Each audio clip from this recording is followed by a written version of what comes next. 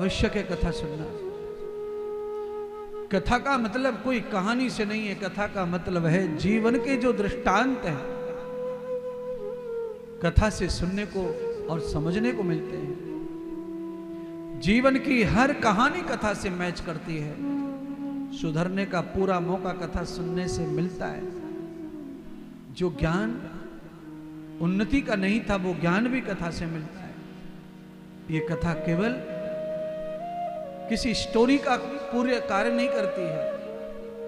कथा के अंदर ऐसे ऐसे भक्ति के, वैराग्य के, ज्ञान के, विवेक के उत्पन्न करने के इतने वायुज्यकर श्लोक हैं, इतना विज्ञान है कि समझने वाला समझाने वाला दोनों परफेक्ट हैं। तो भागवत का विज्ञान आदमी को पूरी तरह ओतप्रोत सुखी कर सकता है। आज माता पार्वती अपने पतिदेव भगवान शंकर के चरणों में बैठकर कथा सुनने की प्रार्थना करती थी। भगवान कथा सुना रहे हैं और कथा सुनाते ही भगवान तो यही कहते हैं, गौरा सुनो सुनो, गौरा सुनो सुनो। गौरा सुनते सुनते सुनते सुनते गौरा जी की आंखें बंद हो गई। इसके दो प्रकार के अर्थ किए आचार्यों ने। पहला अर्थ किया कि गौरा सो गई और दूसरा अर्थ किया कि गौरा ने जो सुना कि संसार में हरि नाम के, राम के नाम के बगैर ये संसार सपने के समान है, ऐसा सुनते ही भगवती पार्वती भगवान के नाम स्मरण में लग गई थी। इसीलिए उनके नेत्र बंद हो गए थे और वो परमात्मा राम जी से जुड़ चुकी थी। कथा में यह भी लाभ प्राप्त हो सकता है। पर शंकर भगवान कहते हैं शायद आलस्य आ गया पार्वती को, सो गई, इसलिए जगा रहे हैं पार्वती को। सुन गौरा, सुन गौरा, सुन गौरा अमर कहा,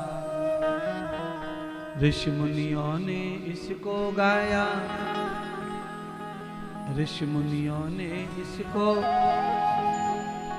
और ये सबसे जनत सयानी। सुन गौरा अमर कहानी, सुन गौरा अमर कहानी। पार्वती माता जागी नहीं कथा में, और भाग्यवश देख लीजिए भाग्य क्या क्या दे सकता है। भाग्यवश ऐसा हो गया कि पार्वती के कान छिद्र बंद हो गए और जहां शिव कथा सुना रहे थे वहीं पर पेड़ की डाल पर तोते ने अंडा दिया था, बच्चा दिया था, और वो बच्चे ने कथा सुन ली। पूरी कथा बच्चे ने सुन ली। बच्चा कथा सुनकर के दिव्य हो गया। पिंजड़े से को तोते का बच्चा उड़ा, आवाज हुई। शंकर भगवान को भनक पड़ी कि कोई है जो आवाज किया है, कथा में विघ्न डाला है।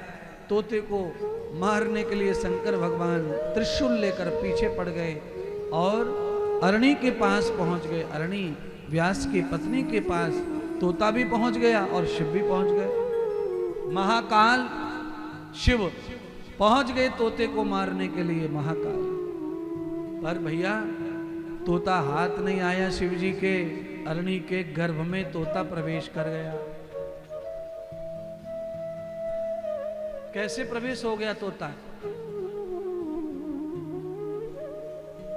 जिस समय की कथा है उस समय के शरीर मनुष्यों के बहुत बड़े होते थे, आकार बहुत बड़ा होता था शरीरों का, और तोते के बच्चे का आकार बहुत ही छोटा होता है। आदमी, आप सब जानते हैं, आदमी केला खाता है तो एक बार में ही आधे केले को काट लेता है।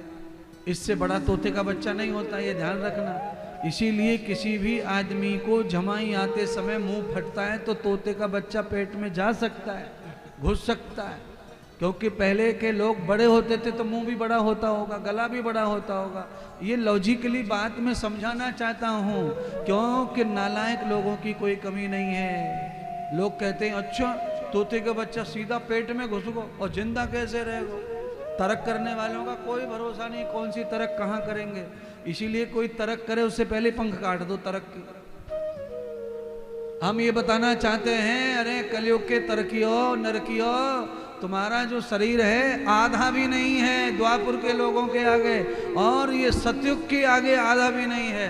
आप ध्यान कर लो, 80-100 साल तक तो भगवान वेद व्यास जी जो है तपस्या ही कर रहे हैं महाराज।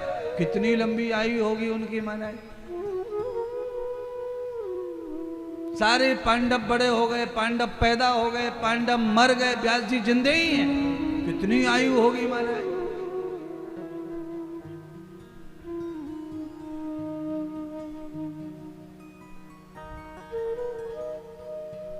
भागवत की रचना कर चुके हैं वेद व्यास जी, पर भागवत का प्रचार आचार्य नहीं है उनके पास। उनका शरीर बूढ़ा हो गया है, जर्जर हो गया है।